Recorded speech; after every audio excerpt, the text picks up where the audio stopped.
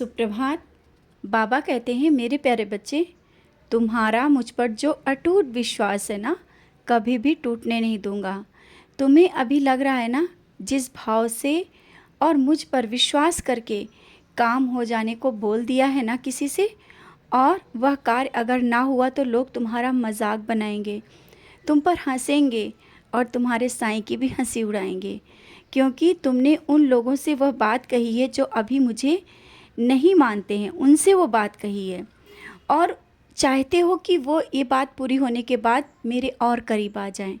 ये तुम्हारे मन में जो चल रहा है ना, और इस बात को लेकर मन में बहुत बेचैनी भी है कि जो हमने कहा है ना हुआ तो कहीं ऐसा ना हो कि वो लोग और दूर चले जाएं। बच्चे, सबको अपने कर्मों के अनुसार मिलता है और समय पर मिलता है।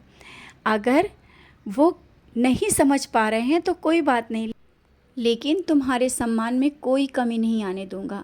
जिस तरह से तुमने उनसे बोल दिया है ना कि हाँ, तुम्हारे बाबा की उदी काम करेगी और विश्वास है कि तुम सही हो जाओगे, तुम्हारा एक कार्य हो जाएगा, तो उस विश्वास को मैं बना कर रखूँगा।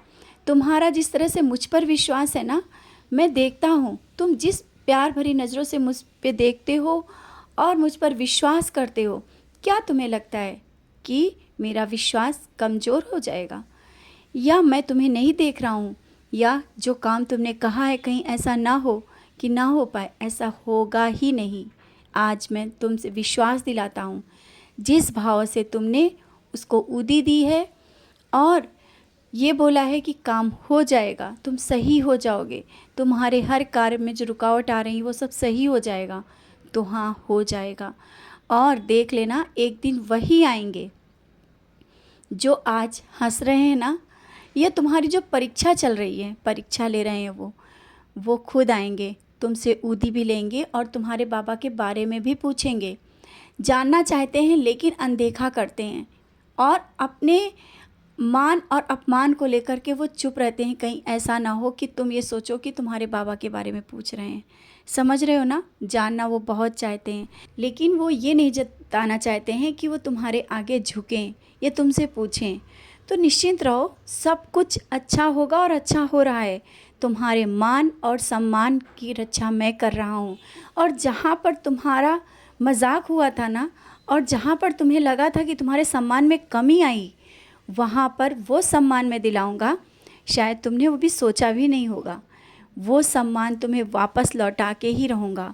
और जो ये कर्ज लेकर के जो तुम्हारे मन में चिंताएं बैठी हैं ना कि कर्ज कहाँ से पूरा करोगे, ये मैंने पहले भी रोका था, और आज जिस काम को लेकर के भी फिर से सोच रहे हो, फिर भी रोक रहा हूँ।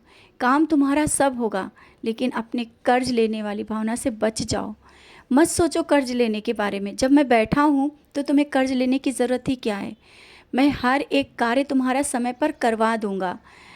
और जो अभी पैसों की कमी तुम्हें लग रही है कि ये कार्य करना है और पैसों की कमी है, तो वो कार्य हो जाएगा और पैसों की जो कमी है वो भी पूरी हो जाएगी।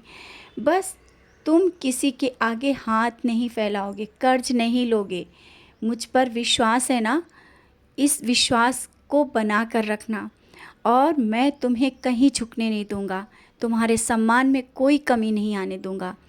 बच्चों के बारे में जो सोचकर चिंतित हो ना, चिंतित होने से कुछ नहीं मिलेगा।